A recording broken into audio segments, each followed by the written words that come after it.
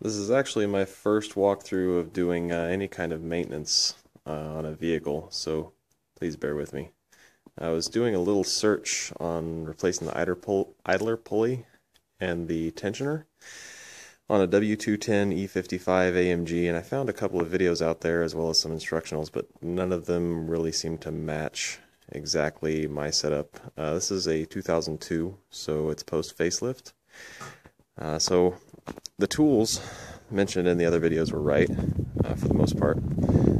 You're going to need a Torx TX50. So I got a clutch set here from Northern Tool. They keep them there in stock. That's actually the whole setup over there. You'll need a 5mm Allen head wrench. You'll probably want one if you can find one that's got a little bit shorter length here. You'll see in a minute why. You're also going to need a 17mm socket, and this is to loosen the belt on the tensioner down there. Of course, you'll have to remove all this plastic crap up here. It's not very difficult. You can figure it out, I'm sure. Just yank hard. But a couple of things to do first.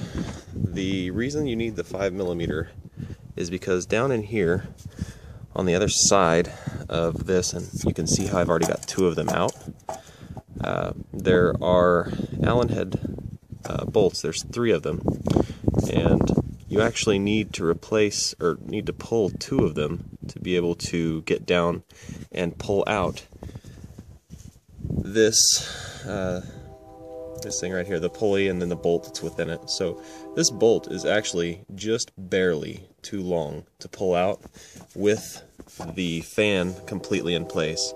Another video that I saw actually said you need to remove the entire shroud up here. You don't have to do that. That's a pain. You don't have to worry about that at all. There's typically a plastic cap here. I have the cap over on my workbench, but I'm not going to go get it. You'll see it on yours. It'll cover up this entire setup. You'll just use a flathead screwdriver or something to pop that off. It's not too big of a deal. So down at the very bottom there will be, on the tensioner, I actually bought a new one, but I don't need it. Let me come over here so I can show you what I'm talking about. Another video showed there being a nut right here that you could turn this on. You're actually going to want to grip this down here, and this is that 17mm you're going to need. So you'll grip on this and then turn. You're going to pull up, so it'll actually rotate like this, you know, as you're pulling it up. That'll loosen the tension on the belt. Excuse me. So while you're down there though, it's kind of hard to actually get, you're going to need a little bit of pressure on it, so you're going to have a longer wrench. And you won't want to have too long of a socket here, but you're going to need just enough to get past it. I tried it with an extension on there so I could actually fit it on there easier. I did not have any luck with that. There was just not enough room, especially with that shroud in the way. Maybe that's why the other guy was, at least the other video that I saw, was trying to get the thing pulled out. I was wanting to yank out the shroud.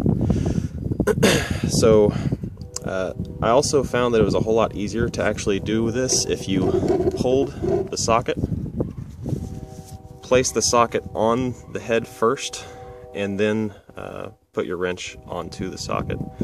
The reason for that was I think that this is just barely too short for it to be easy enough to fit on there, so a lot of times I was putting torque on it with it just mostly slid on, you know, like this, instead of locked in.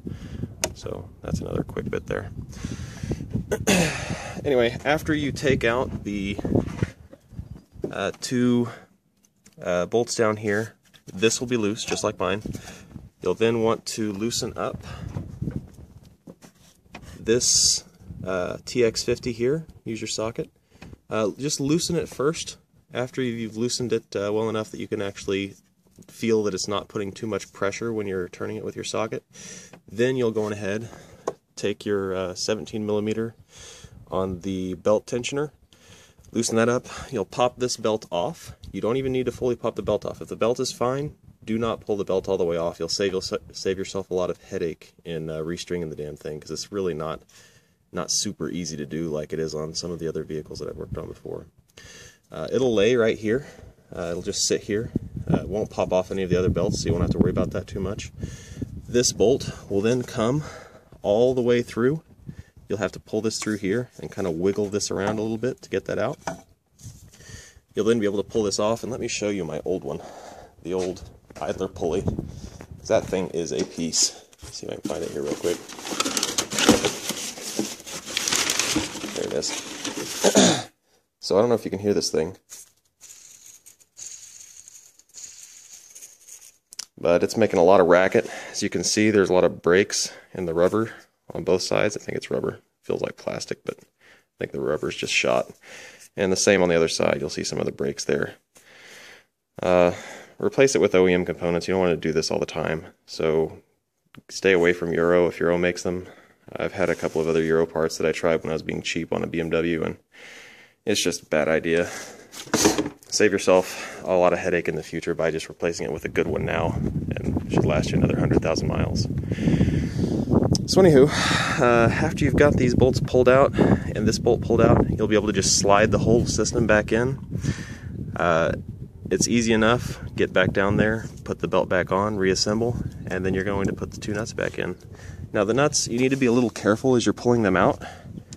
So as you can see, it has a little washer in there.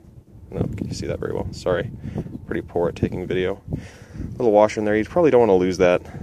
It's got a little bit of flex to it, so I'm assuming that's going to help it keep tight as you're locking it back in. Reassemble in order and you're good to go. Thank you very much for watching. I hope it's helpful.